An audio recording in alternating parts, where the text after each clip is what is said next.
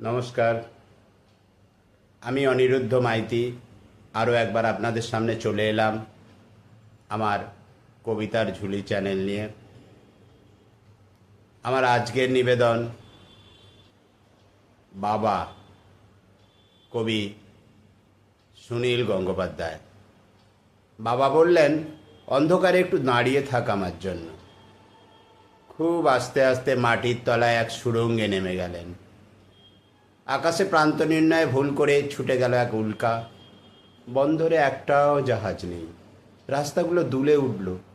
কি যে হলো বুঝতে বুঝতেই কেটে গেল 19টা বছর। এর মধ্যে কত হুড়োহুড়ি, কত মধুলবীদের সঙ্গে ঘুরপাক।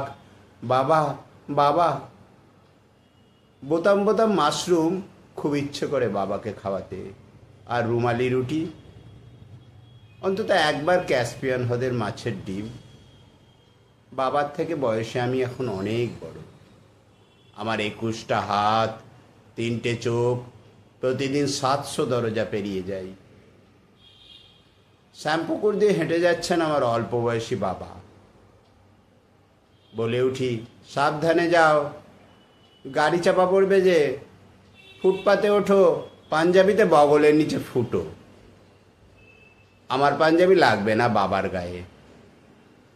একটাও 10তলা বাড়ি দেখেননি, আমি সেখানে থাকি। জেনে গেলেন না বাংলাদেশ নামক একটা দেশ তৈরি হয়েছে তার জন্মস্থান ঘিরে। আমার ছেলে ঠাকুমা কোলে শুয়ে গল্প শোনে, ঘুম পাড়ানি গল্প।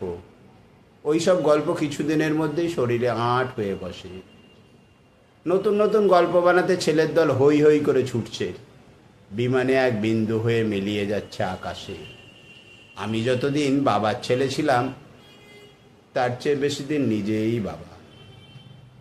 আমার বুকে সব রোম পাকা।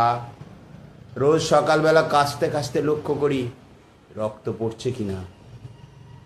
বাবা ছবি হয়ে থেমে আছেন।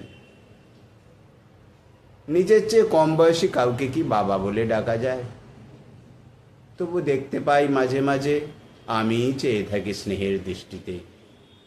তার ঘামে ভেজা মুখ, পরিক্রমা ক্লান্ত পা। কিছু দিতে ইচ্ছে হয় যা যা পাননি। আমার ছেলের কাছ থেকে কিছু নেওয়ার আগে মুহূর্তে আমার হাত কেঁপে ওঠে। নমস্কার।